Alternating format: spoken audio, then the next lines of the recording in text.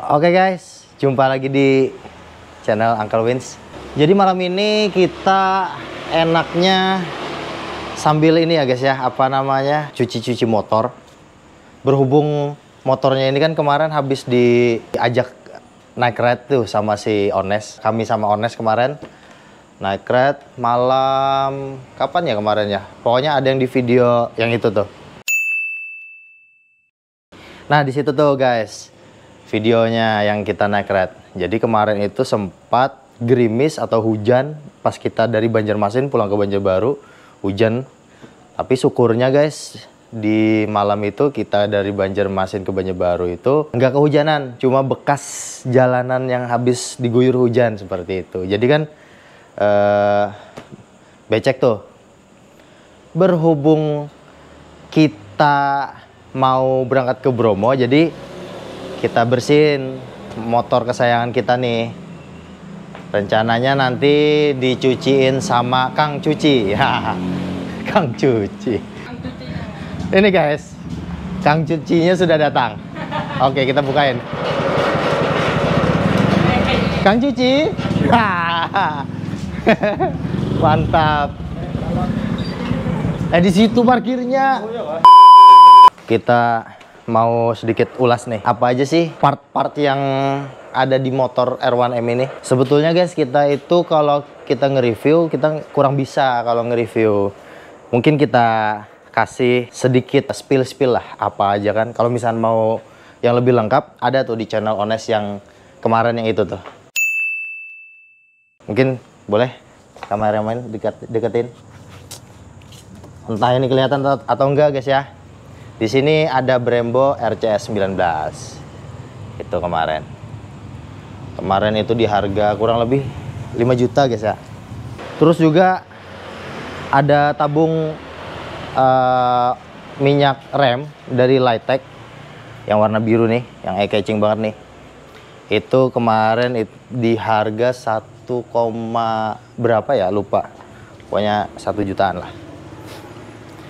Biar sama kan yang di depan sama master rem belakang. Jadi master rem belakang kita kasih juga Lightech seperti itu. Ini di harga 800 ribuan kemarin. Yang pastinya biar suaranya gacor, kita kasih knalpot Arrow yang 3/4. Kenapa jadi nggak full system? Karena kemarin itu header dari knalpot R1M ini sudah titanium. Jadi kan kalau misalnya kita beli full sampai headernya, itu kayaknya agak mubazir guys. Maksudnya kan sayang uangnya, mending uangnya kita kasih ke lain lagi. Jadi ini kemarin Arrow ProRes itu di harga kurang lebih 16 jutaan kalau kita lihat di Tokopedia. Jadi seperti itu guys, sedikit cuplikan. Yang pastinya kan kalau kalian lihat bagian kaki-kaki nih, di kaki-kaki ini ada merek OZ Racing. Ya kebetulan lagi ini juga apa namanya, lagi kotor. Makanya nih kita mau cuci. Gimana sih cuci R1M? Kita lihat.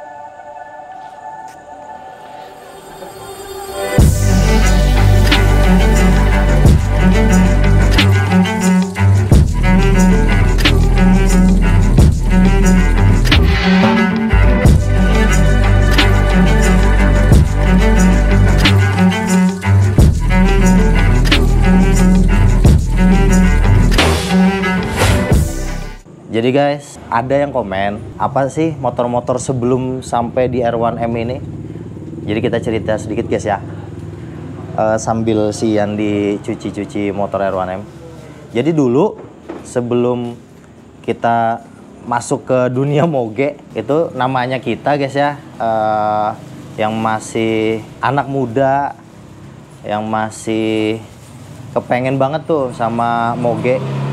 Kita itu kemarin motor pertama itu kita dibelikan motor Satria F yang kepalanya itu kecil guys. Itu motor pertama, motor yang pakai kopling, motor laki ya, boleh disebut. Itu pas kita lagi SD kita minta tuh sama orang tua kan, sama bapak di rumah, mau motor Satria F. Karena pas di zaman itu, motor 150 cc itu yang paling dominan kalau buat anak-anak muda. Ya, motor-motor paling keren lah itu di zaman, intinya di zaman itu paling keren. Jadi kita di saat umur masih belia itu sudah minta belikan Satria F. Terus setelah itu kita kan punya kakak tuh yang nomor 2. Kebetulan dia beli Kawasaki Ninja yang karbu, masih karbu, warnanya hitam itu, ingat kita. Terus itu kemarin tahun 2009. Jadi kemarin disuruh jual sama kakak kan, disuruh dia pakai aja tuh apa namanya, Ninja. Jadi kita pakai motor Ninjanya itu masih di kelas 6 SD itu guys. Jadi kelas 6 SD itu sudah pakai Ninja 250 cc. Kan gaib tuh, goib. Si bang.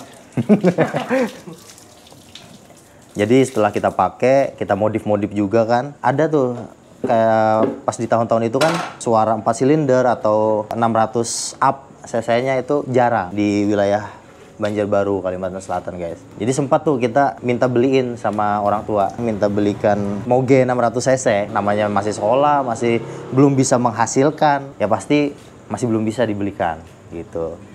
Terus berjalannya waktu sampai di SMP itu, kalian bisa lihat di Instagram gua, motornya itu Ninja yang tadi yang dari kakak gua itu sudah kita hampir full modif tuh.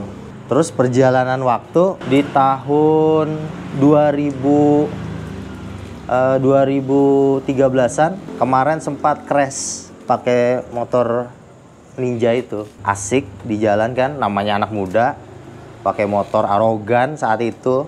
Jadi kita kemarin crash di daerah Trikora.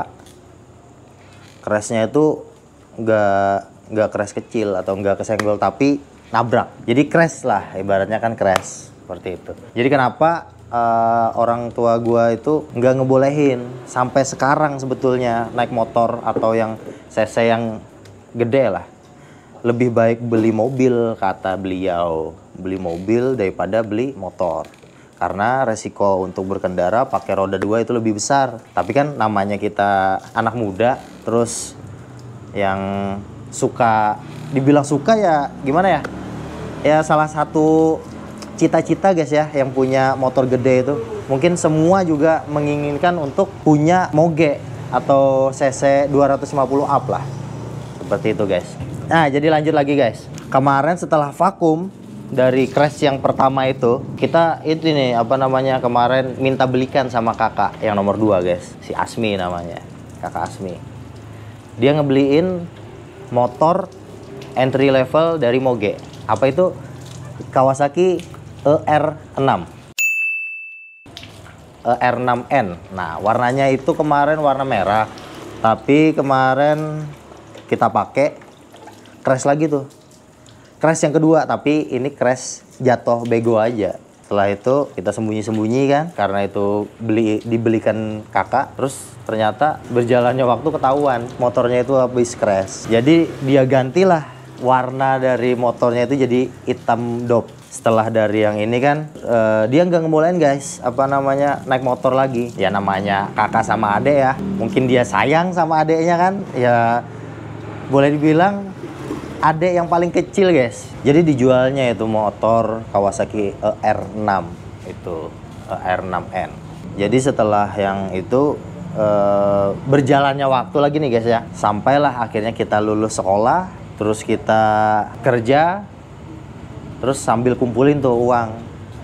Dan ternyata alhamdulillah ada dikasih rezeki yang cukup lah saat itu. Jadi kita beranikan diri, nggak bilang sama orang tua juga kalau kita beli motor pertama Moge yang kita beli sendiri itu CBR 1000 SP tahun 2016. Jadi itu guys, untuk motor Honda CBR 1000 SP itu tahun 2016. Kita kemarin CBR 1000 itu kita jual. Kenapa jadi kita jual? Karena kita mau tambahin modal usaha untuk beli mesin cetak untuk spanduk. Karena kan kemarin itu mendekati waktu pilkada tuh, pemilu. Jadi kan kita perlu dana besar juga. Jadi kita jual motornya itu beberapa tahun sambil kita kumpulin kan. Ternyata sudah ada tuh apa namanya profit dari yang kita jual tadi. Kurang lebih 6 bulan yang lalu di tahun 2023 motor Yamaha R1M ini yang kita beli. Jadi seperti itu guys. Kita kemarin beli sama teman di luar Kalimantan. Ya kalian mungkin tahu lah. Jadi kenapa sih gua nggak pernah naruh atau ngebawa motornya ini ke rumah orang tua kita di mana? Di Benawa, di Jalan Delima itu. Kita beli motornya ini nggak bilang-bilang sama orang tua. Sebetulnya sih nggak boleh nggak bilang sama orang tua. Karena kan kata orang alim ya guys ya, keriduan Tuhan terletak pada keriduan orang tua. Dan kemurkaan Tuhan atau kemurkaan Allah terletak pada kemurkaan orang tua. Nah jadi itu guys. Intinya gue mau bilang sama orang tua kalau kita punya moge. Tapi nggak berani tuh, pasti dimarahin. Karena sebelumnya track record kita itu pernah crash seperti itu. Jadi ya namanya orang tua guys ya, sayang sama anak paling kecilnya. Jadi ya pastilah nggak dibolehin. Jadi seperti itu cuplikan atau cerita behind the scene dari motor awal sampai motor R1M. Nah jadi seperti itu guys. Gimana cara dapetinnya? Yaitu gara-gara ngejual CBR 1000 jadi R1M, tapi dengan usaha seperti itu guys. Maaf guys ya, tadi kamera GoPro-nya overheat, kepanasan. Dulu gue pernah ingat kalau beli mesin, kata orang tua kita kan untuk usaha nih. Kenapa jadi kita jual CBR itu? Kalau kita beli mesin itu pasti bisa kebeli motor atau kebeli barang yang kita inginkan.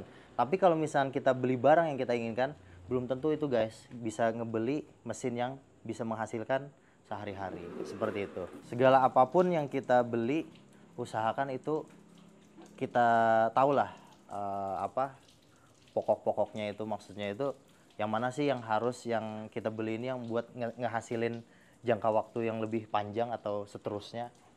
Yang mana juga yang kita beli barang yang cuma untuk have fun atau untuk kebutuhan sekunder lah, seperti itu. Ya guys, gua kasih tahu nih guys, cara untuk mencuci motor R1M ini guys.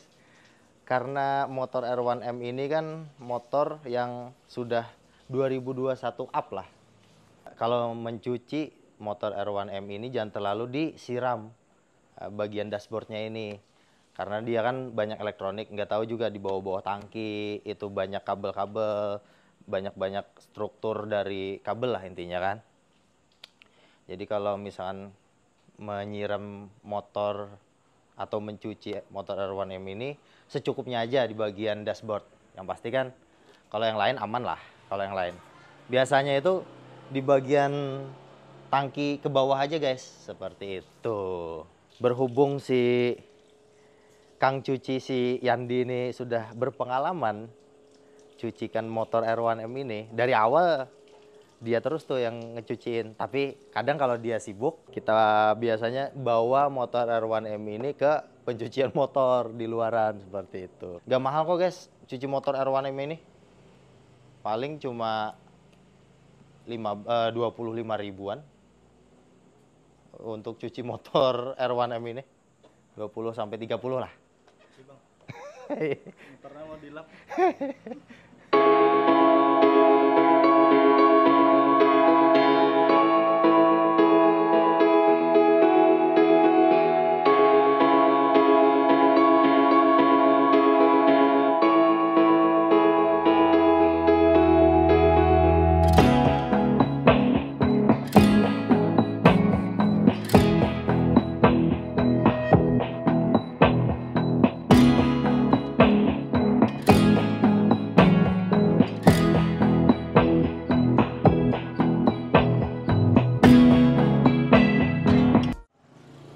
Jadi guys, mungkin video malam ini cukup sekian dulu dari cerita yang sebelumnya sampai dapetin motor R1M ini, sama kegiatan cuci-mencuci motor R1M ini. Jangan lupa subscribe, like, dan komen. Dan yang pastinya kalian harus nyalain lonceng untuk kalian mengetahui video-video yang dipublish berikutnya. Sampai jumpa di video selanjutnya. Bye. Buat kalian yang pengen beli motor R1M ini, yang pasti apa tuh? Kalian harus kerja.